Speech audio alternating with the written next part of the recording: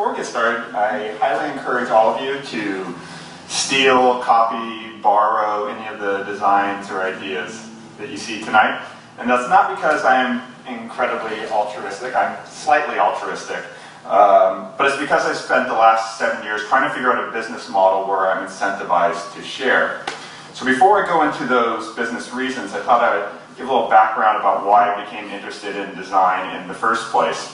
So I grew up in a family with very limited financial means, and for us, design was a way to create access to things that we otherwise couldn't afford.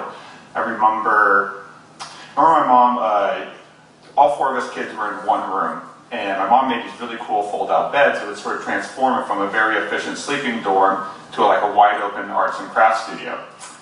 I remember my brother and I asking her what's for dinner, and her reply was hexagons. And my brother was like, hexagons? I don't think I've ever had hexagons before. That sounds really interesting. In reality, it was the same peanut butter sandwiches we'd had the night before, but we were excited about this new geometric delicacy. I remember reading Huckleberry Finn, and then my brother and I collected a whole bunch of 2-liter water bottles and built this really awesome raft that we sailed down our local river. So design was about creating access. It was about sort of how can we experience the things that we otherwise couldn't afford, and design was the sort of mechanism for getting those things.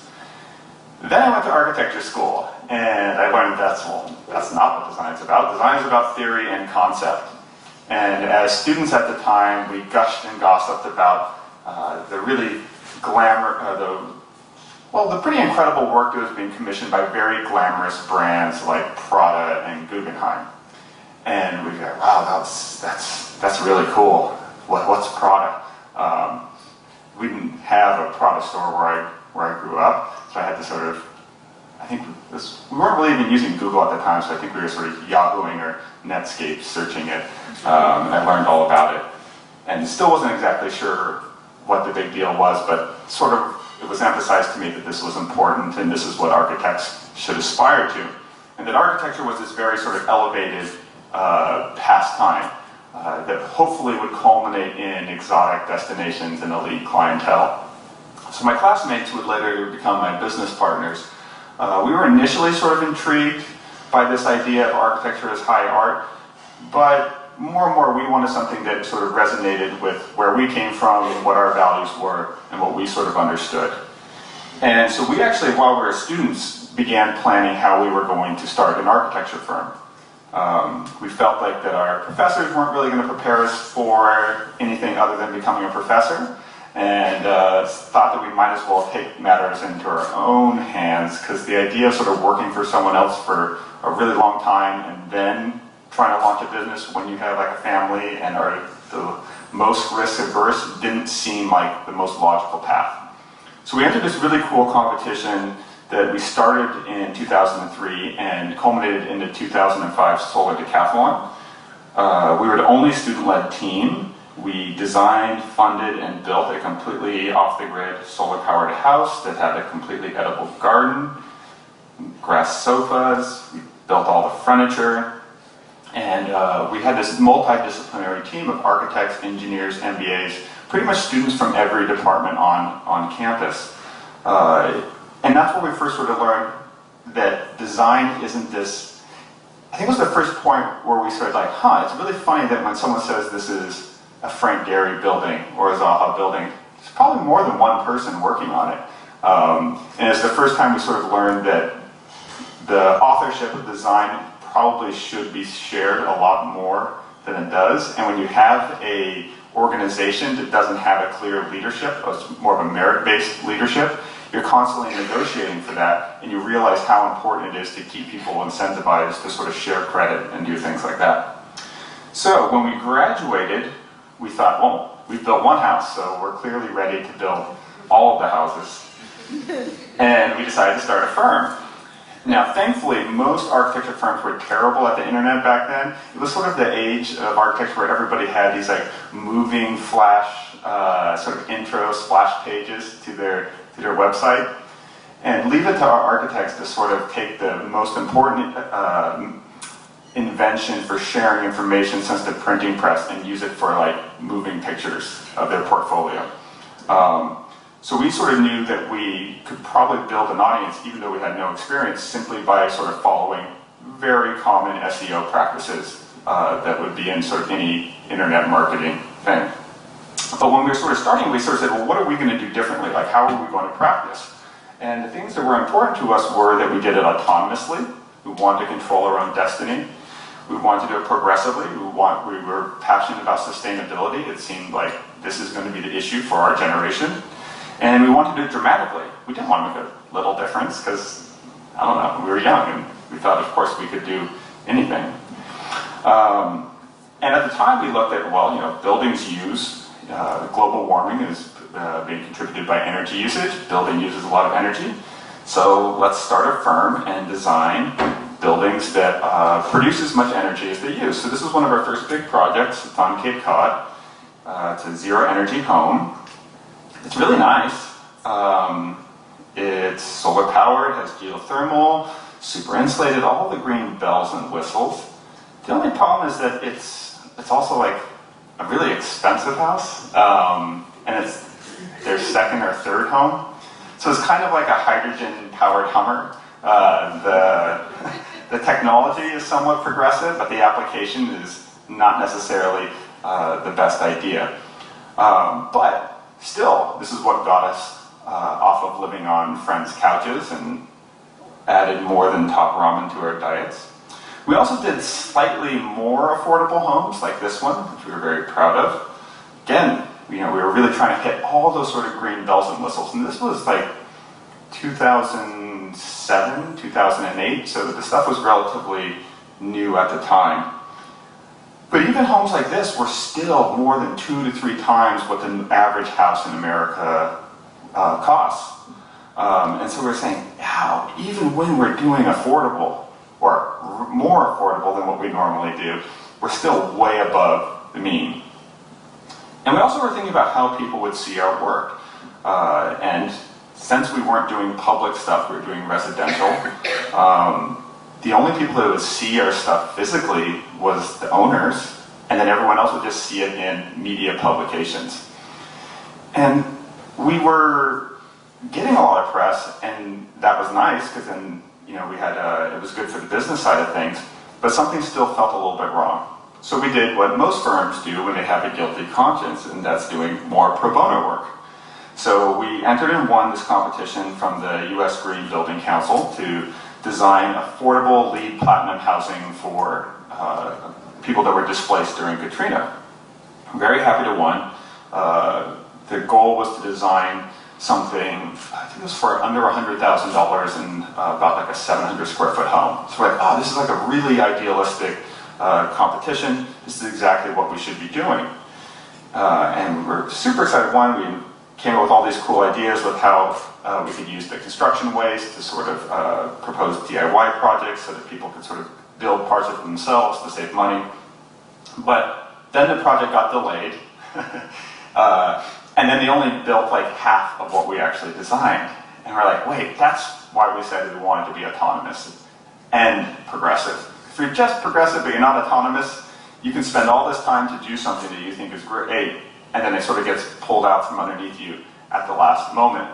And that was such a great reinforcement or reminder to say that you can't just be nobly, or you can't just be well-intentioned. You have to have some sort of leverage or power behind it.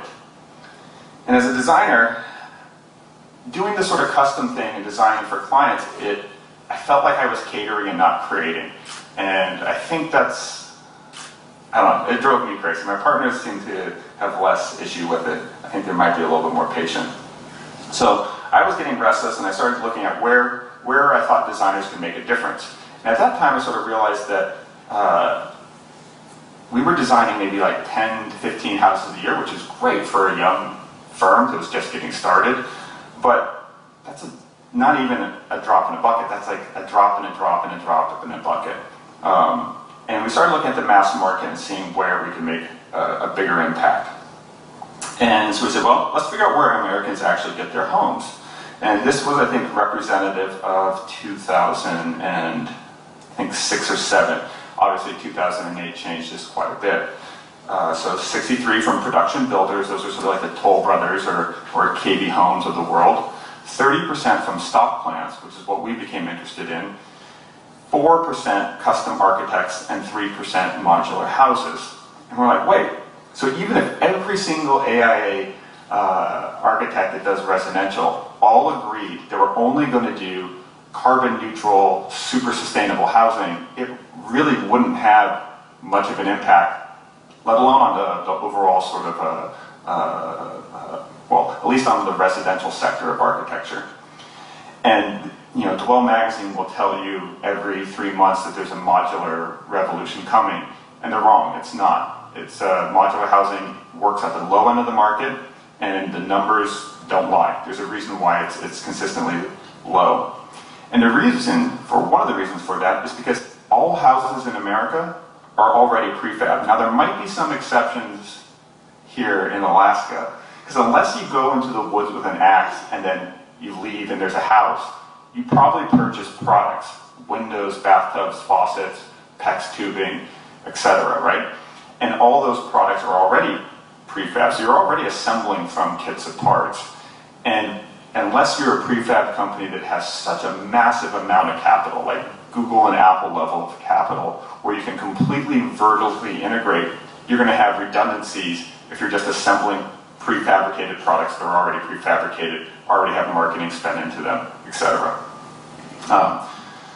So we quickly skipped out from trying to use modular as a way to reach the masses and started looking more and more as what our other options were. We said, well, rich people commission architects and custom tailors. Most people buy off the rack.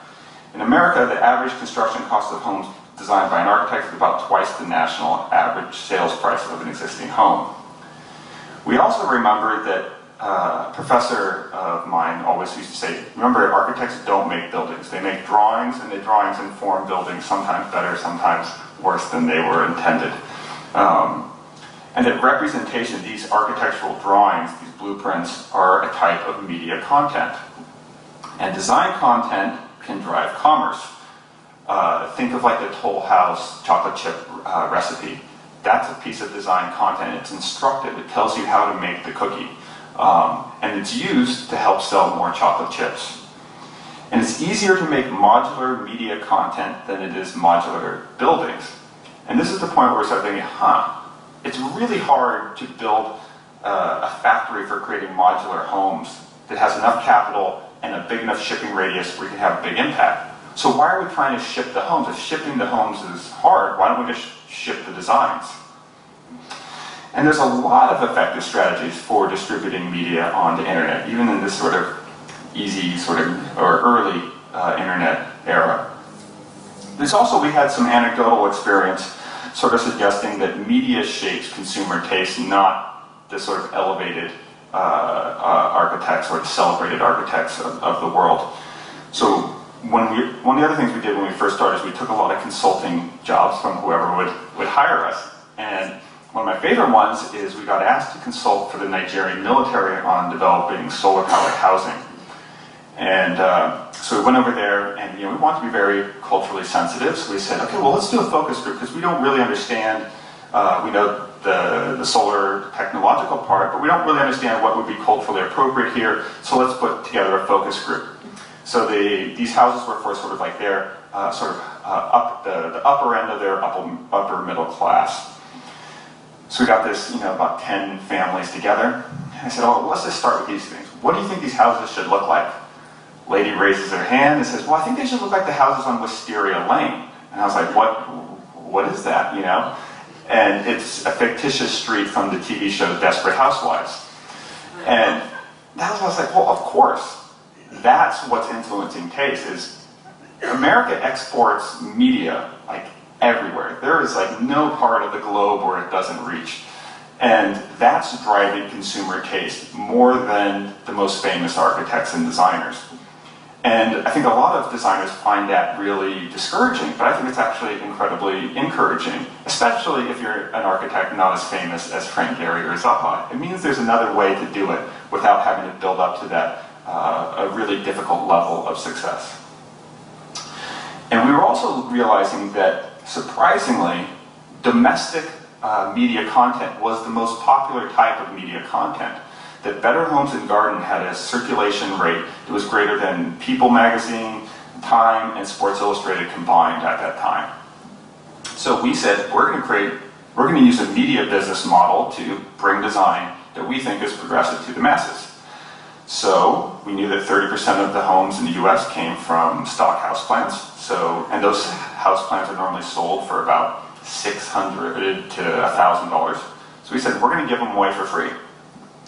So they were all very energy efficient. We created walkthroughs and little virtual tours, and we did product placement for products that we thought were progressive right into the designs.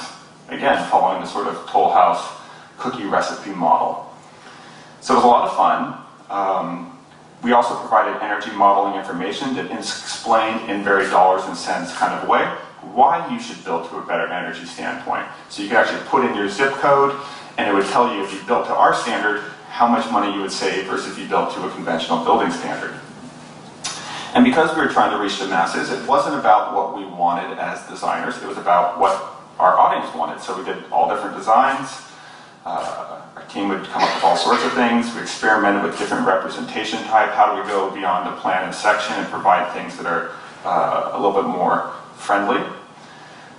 But inevitably, we kept finding that we needed to get more affordable, more affordable, more affordable.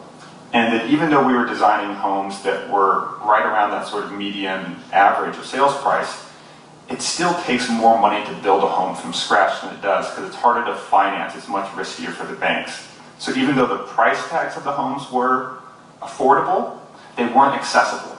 And we started to learn that affordability and accessibility were not always the same thing. One of the things we did discover, though, is that one of the most powerful types of media that we were sharing was construction sections, right? Like the sort of construction detail parts. Now this is the part that most architects probably hate doing the most because they're kind of boring, they're very tedious, they're very exacting, and they're also the parts where you're most likely to get sued. So what we found is that architecture firms were copying our details, and one of our business guys came to me and said, hey, we know that one of our clients said that they saw that in the drawing sets that the architecture firm designed for them, they accidentally left our logo in it. And they were like freaking out. They're like, we need to figure out a way to like make these PDFs sort of encrypted, and so they can only be used once. And I was like, no, that's a good thing. This means we should be giving vector files and things like that. Because the minute an architecture firm gets a hold of a detail that works for them, they're going to put it not just in one design, but in designs over and over and over again. This is how we can make a design go viral and end up in a lot of buildings. So then when we go to our sponsors, like an insulation company, that's spec'd in by name brand into it, yeah, there's a chance they may sub it out with something they're more familiar with. But at least they're in the running. And if you talk about an effective type of advertising, it's probably as good as it can get, because insulation is not like the sexiest product. It's why they have a really hard time like advertising in like home magazines. Because most people, they might know the brand. They'll know the brand of their appliances. They might know the brand of their countertops. Very few people know the brand of insulation in their home. We also had to come up with like really cool ways to figure out, if we know these homes are built in all different places, how do we deal with regional specificity, which has a big impact on energy performance? So we had to come up with these like charts that showed how you could adjust the home designs for different climates and different orientations. And in the interest of trying to go lower and lower on the price tag, we kept trying to substitute in more DIY projects into it. So we started presenting this idea that you could just commission the building shell and then build out like the kitchens and bathrooms, which tend to be the most expensive parts yourself. So that, again, now that we had gotten to the affordability part, trying to push towards accessibility. Now, this went really well. We raised a bunch of capital, we won a bunch of awards, quickly became the biggest supplier of home designs in the country. 2008 certainly put us behind a little bit, since almost all advertising budgets were wiped out. But we were able to rebuild it back from that, recover, and we got acquired in, I think, 2012, 2013. And so I sort of had to figure out, well, what am I going to do next? And FreeGreen was mostly successful. I liked the idea. I thought that the part that was a keeper was that distributing design as media content. Whole house designs, I think I was only doing it because I studied architecture, not because I thought that was a particularly effective way to deliver design. So I was sort of figuring out what to do next, went back into sort of teaching a little bit, because being an academic is a great thing to be when you have no sense of urgency. And I was having drinks with a friend who was a furniture designer, and he was complaining. He was complaining that it's impossible to make affordable American-made furniture. That the minute you do, you either do custom stuff until you get famous enough that some big brand wants to sort of, either license the design, so that you're sort of stuck in this dilemma of making almost like art-type pieces that sell for like $10,000, or that you take that $10,000 design, you license it to someone that's going to make a foreign-produced sort of knockoff of it. And so I bet him. I bet him that I could get 1,000 pieces of American-made furniture delivered around the country for less than their IKEA counterpart. Now, of course, he took the bet because he thought that it would be impossible. Because the way he saw the sort of landscape was that between that sort of idea and the consumer were all these expenses: prototyping, manufacturing, shipping, marketing, and then sort of retail deals, and then to that. So he said, there's no way I can compete with IKEA's price point. Like, I don't have that infrastructure. I don't have that capital advantage. This is America. To make anything cheap, you have to start with a massive amount of money. But I knew a shortcut, because I was just going to make a YouTube video. So this is one of our first videos that we did. This is the one that, let's see if I can play that. There we go. I think that'll work. So this is a stool that's made in a bucket. It cost about $5 to make it.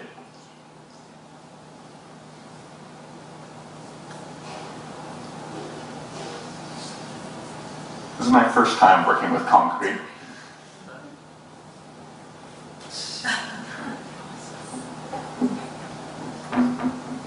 Dip dyeing the legs that's just cosmetic. You don't have to do that. So we posted that video.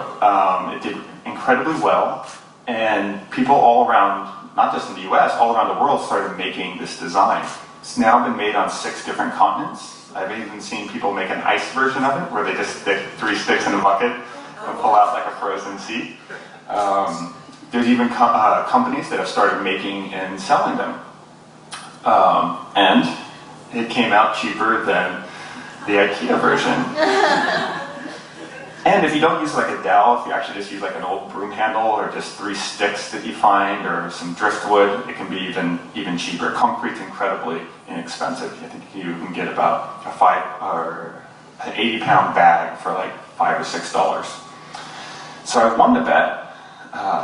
More important, well, I don't know if it's more important. I think winning the bet against a friend is always the most important. But more importantly, we started seeing again that there was a business model here in sharing it, because actually the DIY and sort of home improvement model market is much bigger than the new home market. And we were getting all these sort of awesome people sort of posting the design on Instagram and Twitter and Facebook, and sort of tagging us in it and letting us know how they made it. They also showed us a ton of ways that they had improved the design, ways that they had figured out to make the come out of the bucket easier, ways to reinforce the concrete, different ways to spread the legs a little bit farther so they'd be more stable so it wouldn't tip over as much. And we started seeing that we were actually getting free crowdsourced R&D. People weren't just copying, they were improving and evolving the designs incredibly fast. And then I thought, well, most of them are going to some place to sort of buy those ingredients, to buy that concrete, to buy the bucket, to buy the thing. Not all of them, some are probably just using stuff they already have around, but we knew that we were driving commerce. And since we don't have manufacturing, shipping, and marketing, we'll just hijack Home Depots. We'll just use what's already ubiquitous. So we'll just design things that work with the things that are already available. So I don't have to warehouse anything. I can spread design without that. And since I don't have a marketing budget to compete with IKEA or Target, I'll just hijack media sources, like BuzzFeed. So BuzzFeed needs content. They have tons of editors. All those editors are under so much pressure to like produce content. So I go to them and I say, well, I have some really awesome content that's original, informative, playful, fun, and it just happens to sort of mention Home Depot in it. And that's how I sort of started to build the audience, is I was just looking at all of the things that everybody else wanted. What did Home Depot want? What did, not my clients, but the consumers that I wanted to reach, what did they want? And then what did also the media platforms want? And so I started producing more designs. We try to focus on things that are, well, mostly like sort of what we think is sort of beneficial, like ways to grow food in your home. I'm a terrible gardener, so I'm always trying to figure out ways to make things more automatic. We also like to do sort of projects that would otherwise be quite expensive or substantial, but sometimes we just mess around with things that we think are really cool or trendy, like copper and marble. This was sort of an IKEA Hack Bed that we made. It can be made for under $100. It's just a single sheet of plywood and some shelf brackets from IKEA. This is one of my favorites. We just took some plastic water bottles, added a threaded tube. Now we substitute that threaded tube with a bubble tea straw to make it even cheaper. And you can make these really cool concrete lamps. Produced all sorts of fun projects. We're getting better and better at, I don't have any formal woodworking or making background. In architecture school, you learn a little bit of model making, and there's a wood shop, so you become somewhat handy. But we also knew that that was an advantage, and it was actually an advantage over my friends that actually studied industrial design or furniture making, because they have this sort of barrier that they can't start their business or their practice on their own until they have $50,000 worth of equipment and room and money for rent for a really nice wood shop. And then even then, they're going to feel like they're at a disadvantage because there's other people that have been doing this longer that have better wood shops, and so their furniture is going to be better. But we knew that actually having less resources was going to be an advantage because it was going to make us more like the consumers that we were trying to reach. So we could make these really cool desks. And at the same time, this was all product placement for Home Depot. Also, since we did have a background in sort of producing media content from an architecture perspective, we started thinking, well, how do we do drawings?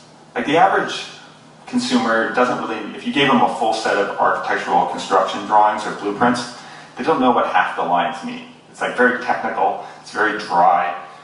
It's basically almost like a graphic legal document.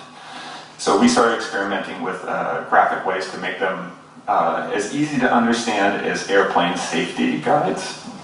And at the time, people started talking about 3D printing. Oh, 3D printing is going to change everything. In the future, everyone's going to have a 3D printer and no one's going to buy anything on Amazon. They're just going to download files and print it directly. I'm going to sidebar for a minute. That's ridiculous. We've had 2D printers for a real long time, right? Is anyone not buying a book on Amazon and just printing something on their crappy inkjet printer and then like duct taping it together? No, it would be more expensive probably, or as expensive as the book, and it would just be a worse book. And if you're worried about 3D printed guns, you should also be worried about 2D printed money sinking our currency. But the part that is interesting about it was this idea of sort of transmitting design. And so we didn't do it through a technology that isn't super accessible. We were doing it through 2D printers. And so we'd provide these like PDF templates, and then you could fold them up, pour concrete into them, or wax, and a bunch of people started businesses again, sort of making these really cool geometric, either candles, vases, and all kinds of things. So we expanded it to a series of very dangerous coat hooks and wall shelves. Like the sort of minimalist architect in me loves stuff like this, but I also know that it's a little bit silly sometimes.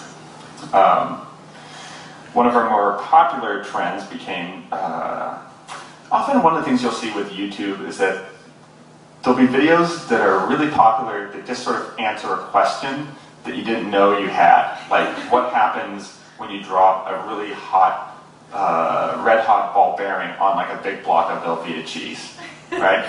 There's a YouTube video of that, and it's exactly what you would hope it would be. It's just visually fascinating, and when you're done, you're like, now I know. And and that sort of struck us. We were saying, well, design doesn't always have to be just about what's being made. There's probably a way to sort of bring people into the possibilities of what they can make by showing an interesting way of how they can make it. What is our equivalent of a productive way of dropping a hot ball bearing on Velveeta cheese? And for us, that was pouring concrete into Legos. So our concrete and Lego series became really popular. This is a coffee maker I made out of Lego-formed concrete. Our Lego-formed concrete video series has done more than, I think it's over 6 million views completely organically, no paid promotional push behind them. If you put a post on BuzzFeed that says, what happens when you pour concrete into Legos, people really want to know. We also did more sort of basic furniture. We'll incorporate animals whenever possible because, you know, it's the internet. And it was really fun. And what I liked about it was like how quickly we could get things out there. Like I could have an idea on like a Friday, and I could sketch it out that night, build it and film it on Saturday, edit the video on Sunday, and by Monday the videos reached 20 to 30,000 people. And what's cool about that, and at the same time, we're like producing a type of content that's incredibly valuable for the brands that we're working with. And this is great because now it's like finally, it's like, I didn't have to, I guess, yeah, this is the term I always use, that my fiscal future is firmly grounded in my creative present. Is that I could just, whatever ideas I had a complete autonomy for just producing them and getting them to people. And then I could you know, obviously monetize them with the sort of platforms that all the big sort of web content platforms have. Like Google has this thing called AdSense. But I also there's ways I could monetize them by just sort of grabbing whatever products I want, tell the brands, hey look, what do you normally pay for a commercial? Oh, a few $100,000 just to make a 30-second video that nobody wants to watch? Well, these are videos that are much longer that people are actually choosing to watch, and it's essential that I actually put product information into them. When I don't put product information into it, the number one questions I get in the comment is, what brand did you use? Do you like this brand versus this brand? Why did you use that brand? So I don't have to do anything sort of sleazy or salesman-y. I can just say, I used this, and this is how it turned out. And for me, it's been, I always had sort of a negative outlook towards marketing. And it's because marketing is often done so poorly. A lot of people have negative outlooks towards designers or architects in particular when they've worked with people that have done it poorly. Any sort of business strain can either be done ethically, it can be done well, it can be done with creativity and passion, or it can be done in a very mundane and boring way that makes people hate you. And what we were getting this like full feedback loop, right? So now, you know, as sort of thousands and thousands of people were building the stuff, and we're seeing all the variations. We're seeing regional variations. You know, we're seeing how people in the Southwest were building it differently from the Northeast, and like accommodating for different climate considerations and things like that. We had this really nice loop where we could sort of quickly reach the consumer. We could bring in tons of sort of revenue from branded sponsors, and at the same time, we could learn and improve our designs.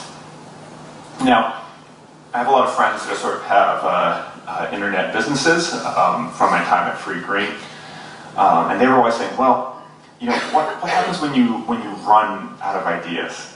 Like, why don't you start selling products?" And I don't want to, because it's like if I started selling products, then I would have to sort of value engineer them, and that means my day wouldn't be making something new. It wouldn't be in my sketchbook or in the workshop. It would be on the phone talking to different suppliers, different factories, being like, how can we save 2 cents here? And would force me to try to create derivative versions of what I initially created, and I'd be investing a ton of time into an idea that I already had. Whereas now I'm just sort of only focusing on what's the next idea that I have. I don't know if it'll work, but let's try it. And their sort of words, that's great, that's awesome, you're going to run out of ideas.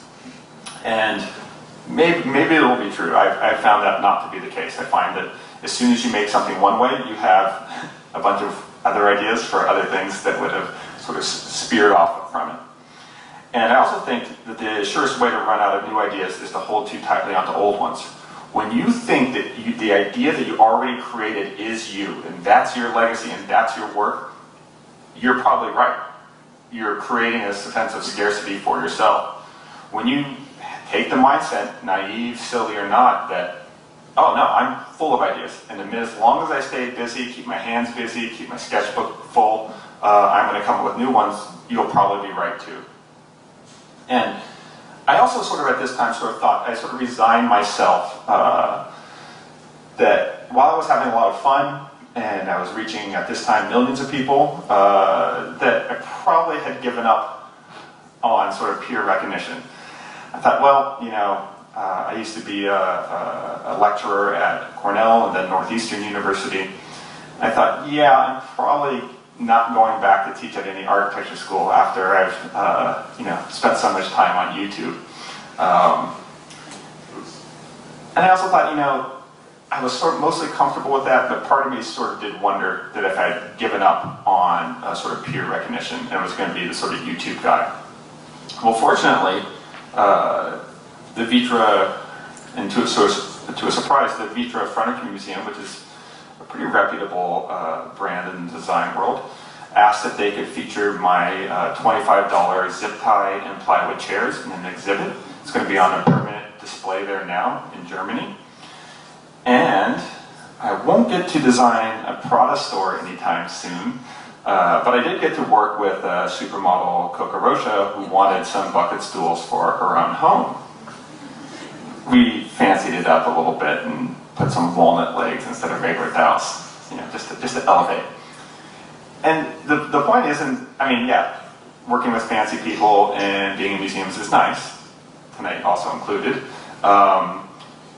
But it's not the point, right? The point is to create things that are desirable to the people and institutions that can have anything, but accessible to the people that have a little more limited options.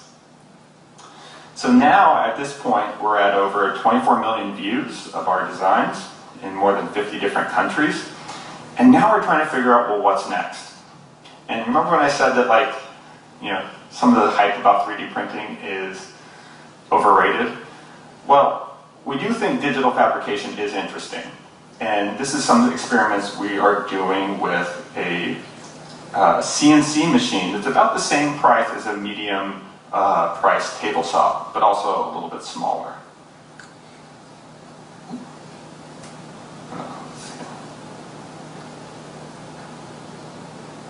So this is in my new workshop. This is regular plywood that we got from Home Depot. And I built a spiral staircase for my home. And what's really interesting, there's only 13 different pieces of plywood here. And I'm, again, even though I've been doing this a while, still not a very skilled or patient craftsman. But we just designed around it to make it really easy. So again, it's just 13 different pieces. Each of those pieces just stack, 12 layers of plywood per step. And we made a design that's actually, I think it was about $700 worth of plywood, whereas the prefab metal ones that we priced out, or I think we're in the close to the $2,000 range. And so now we're very excited. It's like, well, shoot, we got laser cutters, we got robots that can cut stuff. And again, there will be a time when we share sort of files. It won't be for everything, but it probably will be for a way to sort of move up in scale to sort of more expensive items. And the last thing that I'll sort of leave you with, if there's any sort of young designers out there, I guess the sort of conclusion that I would draw from all of this is don't let your career be dictated by people with more money but less taste or less ideas, right? There's so many ways to do this, and you don't need to wait.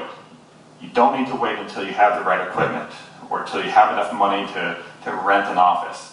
You can always start. And again, think back to what designers actually produce. If you have pen and paper, you can make a design. And you can hand out the design to someone else that they might be able to put it to better use than what you can at that time. And that's how you can build either a social media following or build future clients. That's your power, is in sharing and distributing your ideas. And the more efficiently you can manage that and push that into different types of media content, probably the better off you're going to be. Thank you.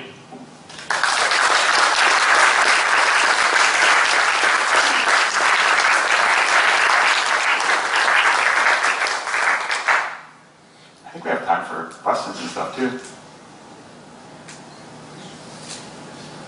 But no comments. Comments I get enough on YouTube. So what are you working on now? Well, I just finished a staircase. I got to figure out a railing for it, because I'm sure, as all the architects know, not the code yet. I have a variance, and the city of Boston's been checking in with me on when I'm going to finish the railing. So I'm trying to figure out how to do it. Again, when I said that I start things before I know exactly where they're going or how to finish them, that's normally the case. So I got to figure out a railing for that. I'm also working with a company called Autodesk.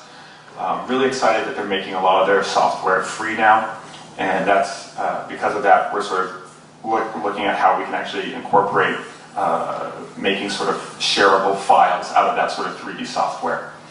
On top of that, we're working on a new series for Home Depot, where we're making a whole series of pieces of furniture out of using just 3 power tools: a circular saw, a drill, and an orbital sander. So 3 tools that you can probably get for under $200 collectively, and we think that it's possible to furnish your entire home from them. I'm also learning a little bit of leatherworking and stuff like that, because woodworking and metal can get a little monotonous. Over there? I was going to ask you about how you first approached Home Depot. How did they receive it? They understood it right away, or did they kind of say, well, we have a big marketing budget, we're going to... Right. So there's a lot of people that work with brands now that have built some sort of online following. And I think the biggest mistake that they make is that they often pitch to brands based on how many followers they have. So they say, look at all these views I have. I have this many, 100,000 subscribers on YouTube, and each video gets 1 million views. It's actually the least effective way to pitch them, because for a brand that has a big marketing budget, it's actually really easy to buy views for things. If, let's say you're having a party and you announce it on Facebook, and you only get 10 people to respond, you can just boost the post for like $3 a day, and Facebook will make sure that everybody sees your invite to your party. So buying views is easy. Paying for producing content is really hard, right? And again, if you look at where Home Depot spends money, or any brand really, that spends money and they're not sure what the result is going to be, it's when they have a commercial or a piece of video content produced. Because they don't have in-house video teams. They have to go to an advertising agency, and the advertising agencies don't often have in-house video teams. So they have to hire a production agency. So then you have 2 levels of overhead, and then creative conversations that are probably not very fun between the brand, the advertising agency, and the video production agency. They probably all hate each other by the end. In the end, they get an expensive video they don't want to see. So what I sort of pitch is saying, because I was pitching brands even before I had a big following, I was saying, worst case scenario, you're going to give me what's a small amount of money to you, and I'm going to produce a whole bunch of different types of creative content, different types of videos. And even if you say, you know what, these aren't professional, the camera work isn't that good, my cinematography is terrible, I shoot really wide just so I don't have to do a second take and I don't miss anything. But I said to them, worst case scenario, you get a great bunch of creative first drafts that you can then go to your production company with, and they can make a more polished version with a much clearer vision of where it's going to go. Also, because this type of video content is specialized, you can't just go to any video production company and say, hey, do you have a bunch of guys that know how to make stuff out of like affordable stuff from Home Depot? They have to go then find another layer of sort of a collaboration that it then has to coordinate with all the other entities.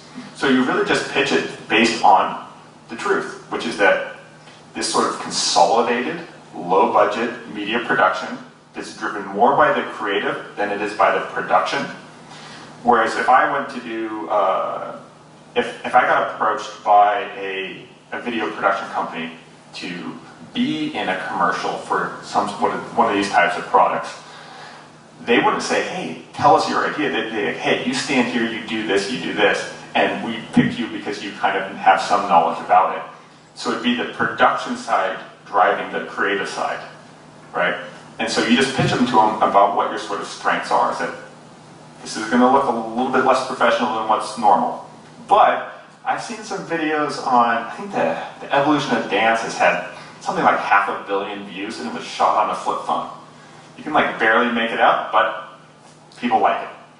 Whereas you could take clips of highly produced, beautiful cinematography and put them on YouTube, no one cares if the creative's not good. So you pitch them for what you have, and you don't try to cover up what you don't have. You just sort of talk about how that sort of asymmetrical approach with your strengths are going to completely outwhelm the obvious weaknesses that you have.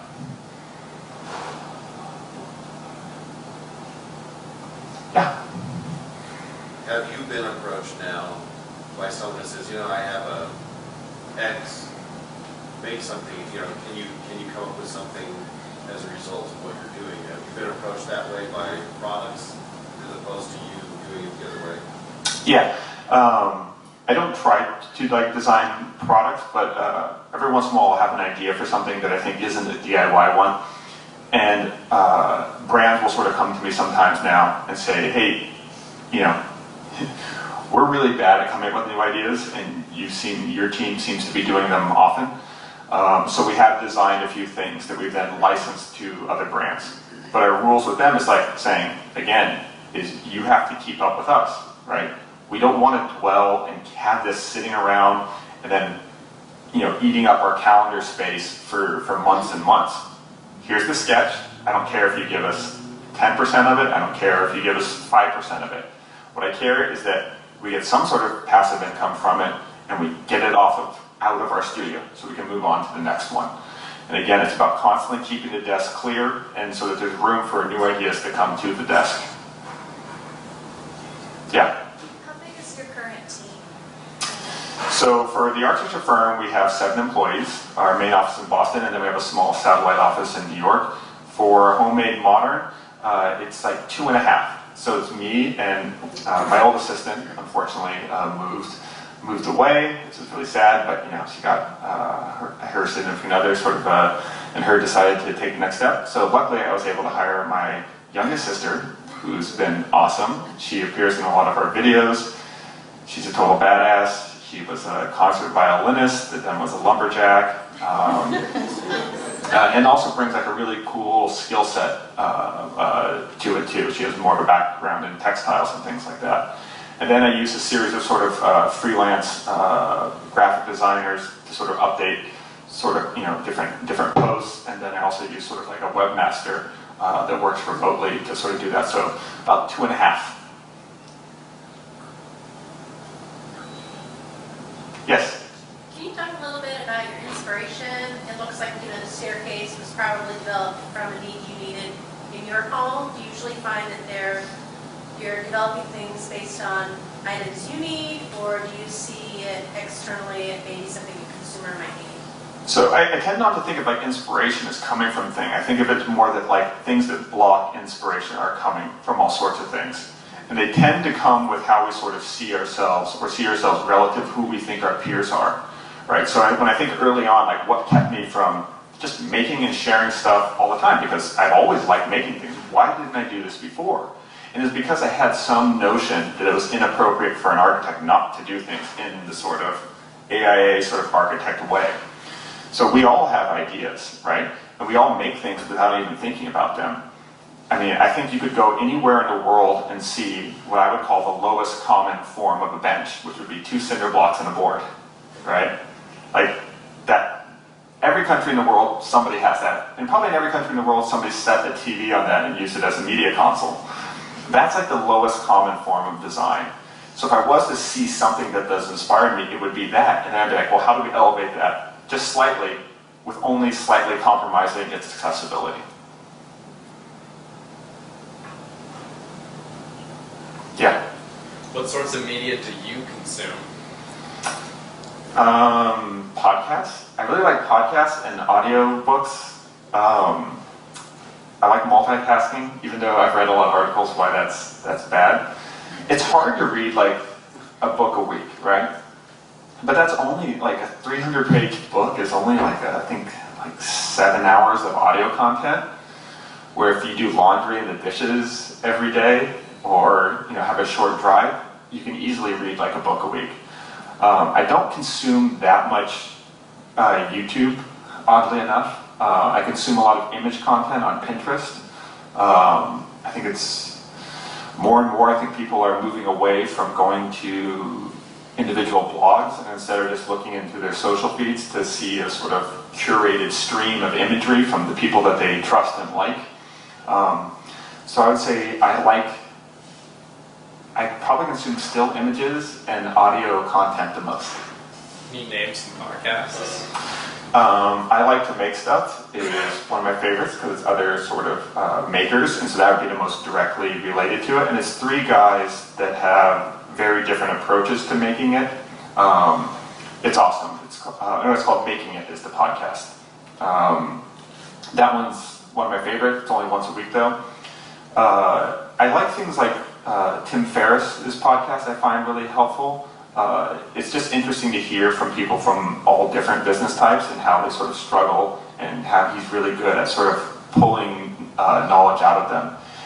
And I haven't really found any good architecture podcasts. Also, all the other ones that most people like the sort of Radio Labs ones and stuff like that, it's just really great journalism.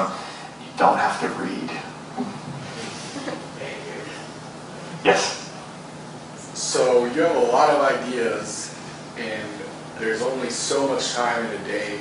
How do you decide what ideas to give your time to? And how do you decide when an idea is consumed too much of your time? When it's consumed too much? Too much of your time.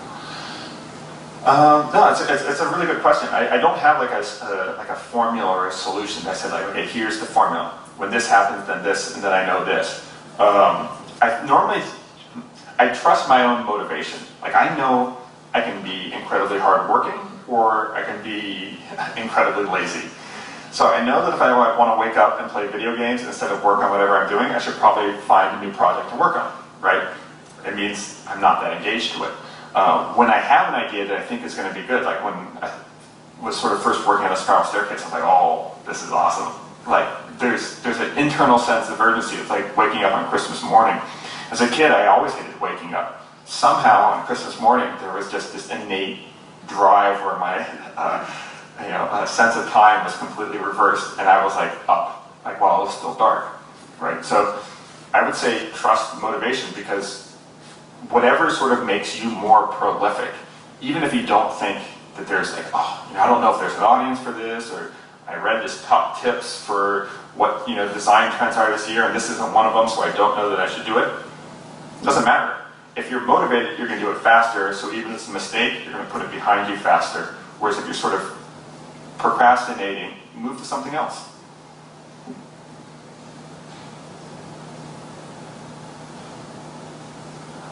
Yes?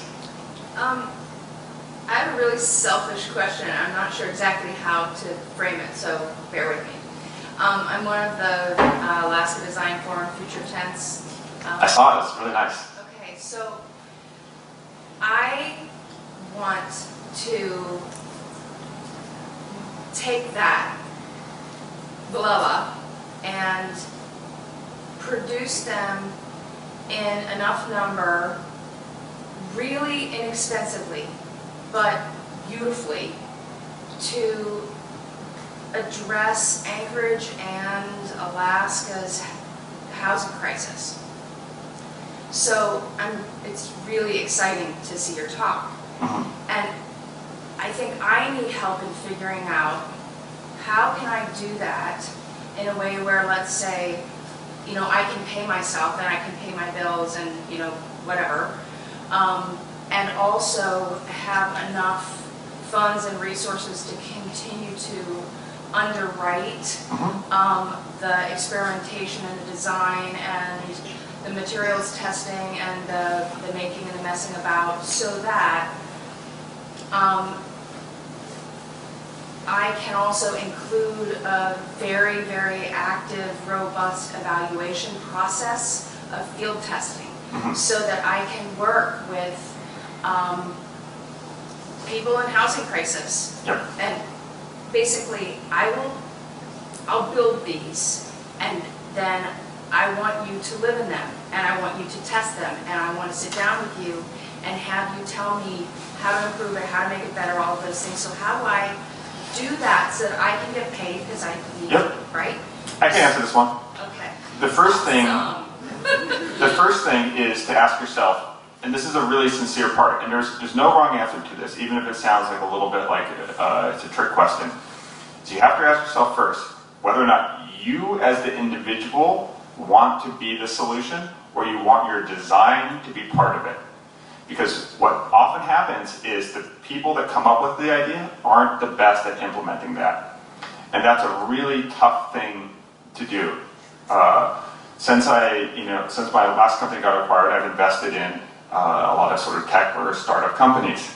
And the most common thing that I'll see is that the person that sort of founded it or created it, the brilliant sort of visionary idea, is often the worst person at running the idea. Now, they'll have no idea if that's the case with you, but that's something that it's only in your benefit to think about that, and think about it in a very open and generous way. Most startups fail, and what you're talking about is a startup. It might be a startup that's incredibly altruistically minded. It might be a startup that is focused more on solving a really important problem than anything else. The other thing that I sort of picked up in the way you sort of described it is you're assuming a lot of things that sound really challenging, and it sounds like they're sort of saying like, how do I do this? How do I deal with this testing, and I have to pay myself, and how I fund it, right? So you're obviously feeling some hesitation at these very real constraints that you're thinking. But those constraints might not have to be there, right? There might be a way to sort of, again, if you want to sort of solve the problem, talk to people that are experiencing the problem. Because even if you find this perfect high-performance material that's doing it, that's sort of assuming that you're going to go and raise capital and find investors who are going to invest so you can do this high-end manufacturing with this space-age technology that makes the best tents ever that's super collapsible. When really the best thing might be saying, how do we sort of use blue tarps, duct tapes, and make just a smarter version of what's already out there? I actually did like a somewhat similar, that's why I like your project so much today. When I was a graduate student, our professor, this really awful professor, just like the least inspiring person ever, and he's German, and he just hated America, and so it's like he just couldn't utter like a single sentence without saying, well, you should design this, but it's American, so it won't happen. But anyways, he gave us as our studio assignment Red Hook, Brooklyn, which at the time was one of the 10 worst ghettos in the U.S. And I saw that at the time. I think the movie Jackass, which is awesome, was the #1 in the box office, and their TV show Survivor was the most popular show on television. I was like, well, Red Hook has a really bad homeless problem. What if I do some sort of, and I'm a student, I don't have any way to actually build anything real, and proposing a whole bunch of new green spaces that's never going to be funded or happen? That seems silly. Gentrification is going to take its course. It's going to be about market forces that sort of do it. The design opportunities will be within that structure, not superseding it. So it felt naive to me to try to create this master plan with no agency or authority. So instead I said, well, I'll just go live with the homeless people and figure out how to do some intervention from there, create a media thing that's sort of a mockumentary of Survivor and Jackass, use that with galleries to sort of raise money and awareness that'll then fund the things that I sort of figured out when I was investigating and doing my research by living with the homeless people. So what we sort of discovered is that a lot of the shelters were funded relative to what their sort of occupancy was. But if that occupancy is sort of averaged out over the year, they'll be like, oh, we have pretty good occupancy, but really it was overfull in winter in the cold, and then underfilled in the summer warm months. And the idea that people would be turned away and potentially could freeze to death was the traumatic thing. So we said, well, how do we create solutions? I don't know how to go about sort of lobbying for more funding for these things, but how do we create a solution that at least they can be handed when they're turned away that would help them sort of survive the thing? And I think your tent is a great example of that. So what we sort of came up with is one of my favorite books as a kid was My Side of the Mountain. It's about this kid. Anyone read it? Yes, it was great, right? He goes into the wilderness and he sort of just learns how to survive. And this is like, screw society. And he writes about all these sort of, oh, this kind of tree, I can build these things from it. And so we were in a dense urban environment where there was no trees. So what's that equivalent? Well, there's franchises, there's McDonald's, there's Starbucks, there's all these kind of places. These are the things that are repeating. These are the sort of local native species. And so what he said is like, well, what can you make out of a Starbucks bathroom, right? So you go in, you lift up the trash bag, you grab the other 3 trash bags underneath, you go to the paper towels, you stuff all the paper towels into the bag, you make a nice quilted blanket, you go to a chain link fence, you clip 2 parts, bend that over, weave the now sort of fluffy down blanket that you made out of stolen paper towels and plastic bags, and you make a nice little insulated igloo, cut 1 more plastic bag, duct tape it over the top, and now you have a waterproof structure that's relatively insulated that has the sort of chain link as a mesh, right? And then we would sort of test to see how well that those sort of performed. We experimented making double cardboard panels with newspaper insulation in between, with sort of aluminum cans or plastic bottles to sort of create the spacers in between them. There's a lot of things holding you back if you think that, like, I have to develop the best tent ever. But if you just focus at what is the next version of this tent that I can make right now, like literally you get up tomorrow, it's like, I'm ready to make another prototype, and I'm going to share that with everyone, I'm going to go see if somebody will make that or if it'll work for them. That's your answer. And I guarantee you that if you're, I would suggest that the more you make it about the subject matter and the less you make it about your tent, probably also the more success you'll do.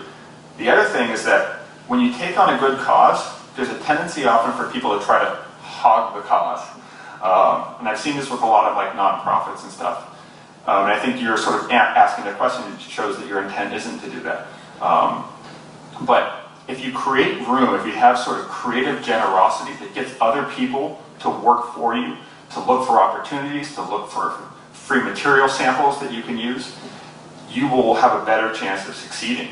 So being nice, creating room for other people to shine within your thing. So it's, I say we, I try to almost always say we now, because I've seen too many architecture lectures where the guy says I. It's like, dude, you have like 50 people working for you. That's a we, right?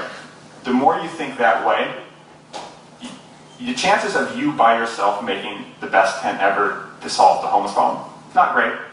The chance of you sort of starting something where you create room where other people can have equal ownership as what you have and be equally emotionally committed to it, that increases your likelihood of success. That's how you'll get more people helping you with funding. They'll help with the things that you're not good at. For the life of me, cannot really work with like Excel spreadsheets. It just makes me itchy and annoyed. Luckily, I have like a really good team that's good at things that I'm not. But I know that if I'm an asshole and I sort of try to hog glory or sort of make it about me and am not generous like with sort of credit and those types of things, they're not going to do it for me. They'll watch me flounder and they'll enjoy it. So yeah, be really nice to people, share credit, and that'll increase your likelihood of working towards what is, from what I understand, a pretty serious problem. Thank you. You're welcome. Yeah. What did you do with the scrap wood from your staircase? Oh, we made a fire pit out of it. So we actually used the small CNC, what you saw on that one was just a test one. We later sort of put them on bigger sheets so we could get more out of it. But we were able to get, I think it was about 1 1/4 4x8 sheets of plywood per stair tread. So So it's about 16 steps, so about 20 or so sheets of 4x8 3/4 inch thick plywood. And a lot of screws and glue. Yes? How do you organize yourself? Are you I'm not organized. Are you a list maker, pen and paper, digital? Calendar? Mostly digital, because I lose the paper. I'll sketch ideas down in the sketchbook, and then I'll sort of let that sketchbook sit when it's full, and then I'll go through like 3 or 4 of those full ones, and then make a more refined list of the ideas that I actually think are worthwhile, and I wasn't just like tired of 2 drinks into the evening.